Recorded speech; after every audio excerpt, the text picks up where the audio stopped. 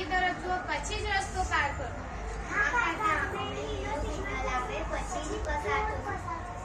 બાળકો સાવધાનીથી પસાર થઈ રહ્યા છે. અચાનક એક બેદરકાર ચાલક દોડી જાય છે.